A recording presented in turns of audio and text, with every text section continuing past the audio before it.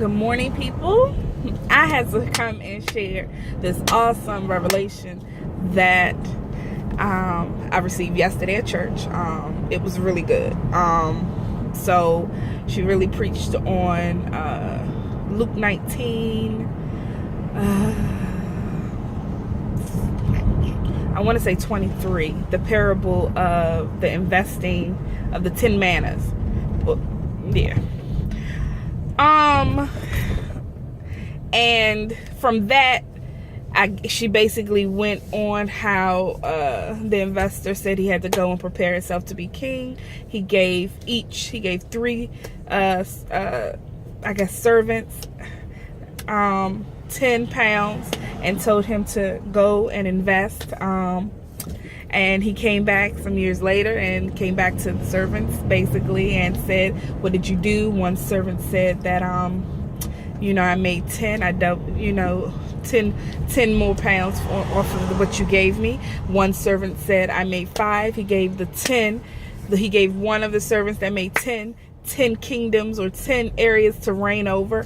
The one that did 5, he gave him 5 to reign over. The third one came up and said, "Because I was afraid of you, I did not do anything. I just put it in, I just kept it for you." And the man is looking at him as you disobeyed me. I gave you opportunity. You could have at least put it in the bank so that it could gain interest. You did none of these things. You sat and did nothing. And from that, she basically talked about wasted time. What are you doing with your time? What are you doing with your life when it comes to accomplishing the will, your purpose and your promise that God has for you?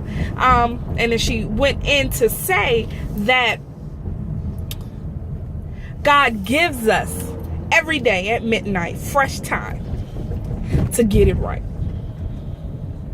Those that are fortunate to live every single day are giving the opportunity to get it right with God. We all fall short of things. That's why he grants us his mercy and his grace. That's why, I'm not going to say grants his mercy and grace, but that's why we have mercy and grace. Because we do fall short, and he understands that. Hence, why we're covered with Jesus' blood, because if he was to see us in our own state, we'd be out of here. But because every time he sees us, he sees his son coming to him. Hence, his son died on the cross.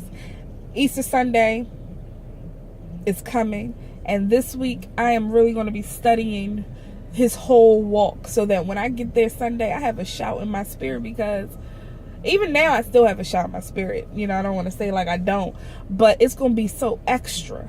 You know what I mean? Because this year has really been eye-opening. It's been like a revealing of oneself, one's mess-ups, one's, where you can be. You know what I mean? Stop settling. And so with that, I'm listening to the radio, and it's just like, in order for God's will to be done in your life, you literally have to kill yourself. Do you understand? Like, you have to kill every desire, every will that you want to intake. You have to kill that in order for God to fully and completely use you. Now, I've heard that said many of times before. But in the space that I am at now, I understand where it's coming from. I get it. It's really at this point where I'm like driving to work just in awe. Like, I have to kill myself.